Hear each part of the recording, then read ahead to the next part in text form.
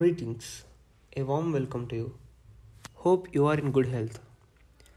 Today, the project is presented by me, Muhammad Karimullah, and Gudibanda Karthik, and hoping for a good session ahead. Coming to the name of our project, it is meetOstranger. As the name suggests, it's an application where we can meet a random stranger. Okay, so why we chose this topic? Interestingly, there are many things that are happening in the today's world. When I joined the college, I couldn't just communicate with everyone. It took more time than expected. As there are many different language speakers, I could not settle with anyone. Maybe you can say it as a language barrier. But I wanted to increase my communication skills. That's where the idea comes from. We have created a random stranger meeting app where you can communicate with a random person without giving any our credentials. The way we have done the project helped us to increase our set skills and develop our communication skills. That's pretty much sums up why we choose this topic. And coming to what we have offered in our project, the first part of the application makes you to chat with a random person by randomly connecting with random users available online. When a user wants to run something or explore a certain range of subject, they can join rooms. To join room, a user should log in using credentials, and these credentials are hashed, so there is no security risk. These rooms have various different topics to discuss on.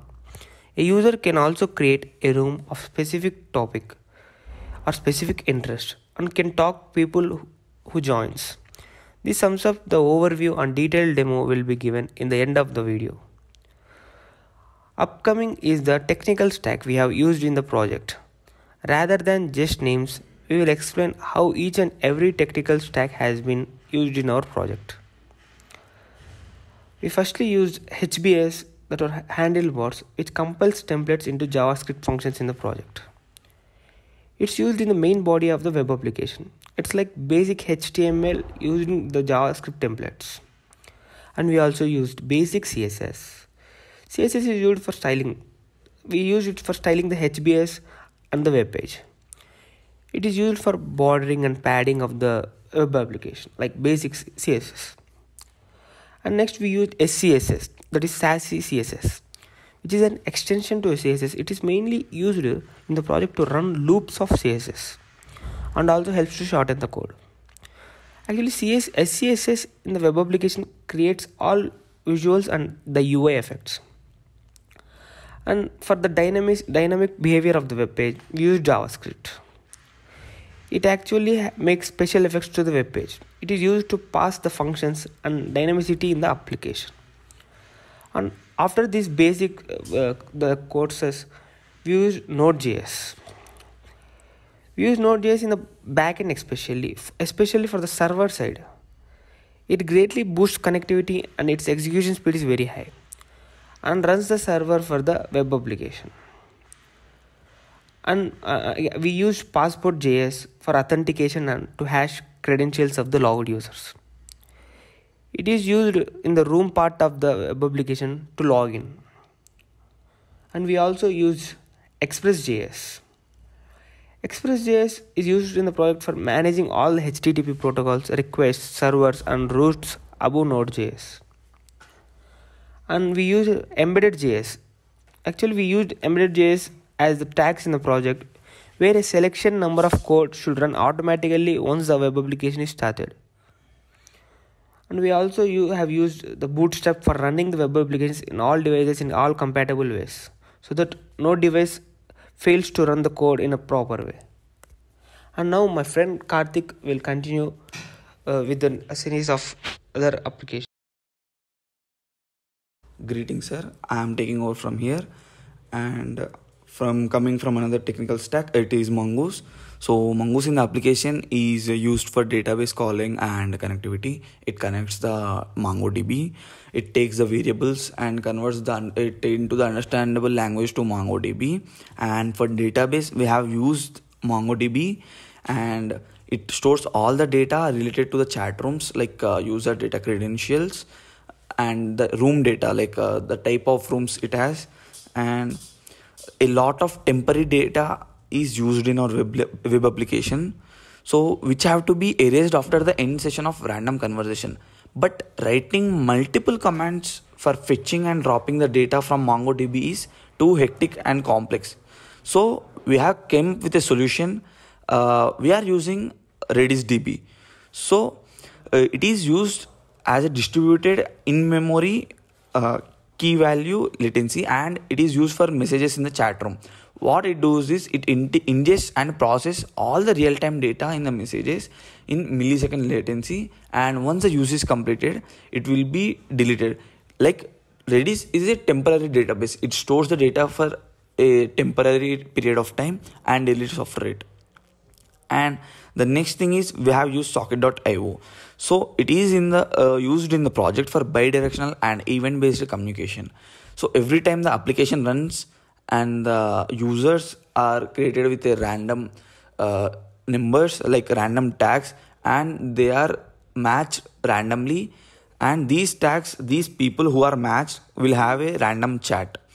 So, and we have also used FB and Twitter developer accounts. We have took their key value pairs and we have given as a login option in our web application. So coming to the main thing of the project, it is cloud computing. So the cloud we are using is Heroku. So why we choose Heroku? We came across many different cloud options, and we chose Heroku as a hosting website in online, and we have successfully hosted our website and tested it. It's not like we have simply hosted it and just tested it. We have did multiple research on the Heroku, and we have learned a lot about the Heroku. And on the platform, what I came to know is Heroku is just not in cloud platform. It works on AWS platform. What actually happens is it is like a pyramid scheme. AWS creates all the virtual machines. These virtual machines create EC2 instances. These EC2 instances create live instances. On the top of live instances, Heroku runs. On Heroku, the applications we deploy will run on it. It's like a pyramid scheme. From down AWS to the up, it is our application. And coming to Heroku, we just didn't host it and just leave it apart. We have learned what everything Heroku offers, and we have came to know everything as we have faced many errors. I'm not say it is like a butter cake, like we have done everything. It's like we came to know many of the options in Heroku, and we have used a lot of them. For example, for running Heroku in our local devices, we have used Heroku CLI. Heroku CLI offers command line interface from which you can add your code into Git repository, and you can push the code into the Heroku application. So coming to another one, Procfile. So what is Procfile? In Procfile, it consists of data which tells Heroku that this application consists this software, like this, for example, Node.js, for example, Java. So install all the packages required for them. And Git stores all the code data we provide to Heroku and changes according to the versions. And ref keys. Ref keys are also known as reference keys, and ref keys actually stores the data of keys like MongoDB URI and password and type of those. And logs. What is logs? We came through a lot of errors. Lot means a lot. So these logs consist all the error data why it is showing. So once we push the application, we got some errors, and we don't know what those errors are for. Once we go into the log section of the Heroku app, we came to know why these are specially happening. So we could erase them, not only erasing but patch the error, and we have did a lot of them, and it's a great experience. And add-ons, like we can't run everything directly on Heroku. For some technical stacks, we have to use add-ons. Add-ons, what they do is they virtually create some platforms so that the technologies we are using can be used on them. So add-ons, like we have added a Redis add-on to especially use Redis on the platform. And coming, what are the major things I loved in Heroku is version control system and configuration variables. So version control system is the very favorite part of mine. in here when we deploy a version, we can name it a name. So we started it from base, and we have deployed something around 20 to 30 types of versions of our application. And what we did is we have tidily arranged them, like we have given a specific name, and we came to know what are the errors we have done. So what we actually can do is, when I am running the 30th version, the latest version, I got some we can say bugs. I got some bugs, and some users are using it, and they found this bug very usually. So what we do is we immediately move it to 29th version. Heroku makes it easy, like by 3 to 4 steps we can made it to the 29th version. And we can also keep it in the maintenance mode, but it is not recommendable as many users are using the app. And configuration variables, I love the most part is, when we host a static website, there are not configuration variables. But when we host a dynamic website like meetOstranger, we want a lot of configuration words like MongoDB connectivity, Redis connectivity, and many more things like that. Twitter connectivity, Facebook connectivity. So when I came through this, I thought it is very difficult and it's not manageable. But once I learned it, I loved the platform, how the system works. As I said about the project demo, let me show how's it. Let me paste the link. It is completely deployed in Heroku, and here's the homepage loading, and here's the homepage. It is simple yet easy to use UI. We didn't want to use any complex UI so that our users have any issues with it. We have designed it very simple so that any kind of people can use it. With any age differences. Let me take to you. We will chat with a stranger here. I agree to all the terms and conditions, and let me take where the stranger is. Here I am connecting with a random stranger. He is very random. It is done by socket.io. They will give all the IDs for any users available, and they will randomly connect people here. We have designed it like that. Here a stranger is connected. Let me say hi. Let me send the message, and here I send the message. You can also see that stranger is typing, and we got a message. Hey, let me ask, what food do you like? What food you like?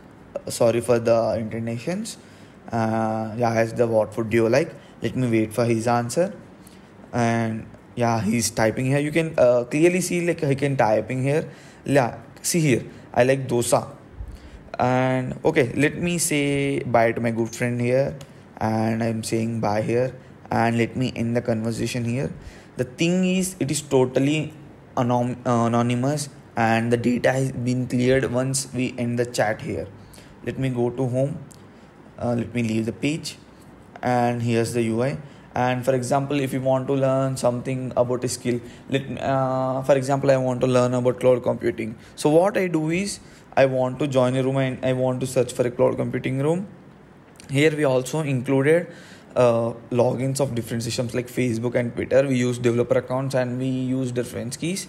And here's already my login credentials. Let me log into once, and here. So there are no borders, like anyone can create a room and any people can chat about it. And the thing is, once everything is completed, user has logged out, everything will be deleted. Let me go into cloud computing. Let's see what's happening in the room. Let me say and hi.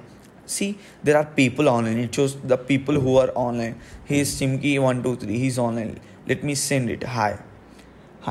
So what he's saying, how to deploy Django app in Heroku. So let's give him a simple answer. Learn the instructions from Heroku documentation. It's easy. Heroku documentation is easy, so there will be no problem. Let me send it. Learn the instructions from the Heroku doc. It's easy. Thank you. So now we want to we have completed this. Let me log out this. I have logged out. The thing is, neither of the only credentials in this particular app are stored, and not in the stranger app, as the stranger should be anonymous. Here the safety is important, so we are taking the credentials and they are completely hashed out. For example, I want to chat with a stranger again. I can come here, I can see the number of users online and everything. And one more thing, I want to show my gratitude towards Anime sir. He have given me exposure to everything happening and everything going. I have learned a lot, and we in the journey, me and my friend, we have developed an app. We have learned so many technologies, so many applications, and the uses and everything. And we are really great for that, sir. And we are really looking forward for our future. And for personally myself, I just didn't learn Heroku as something like just deploying, but I have learned internal architecture, how it runs, and everything like that. Thank you so much for the opportunity, sir. Thank you.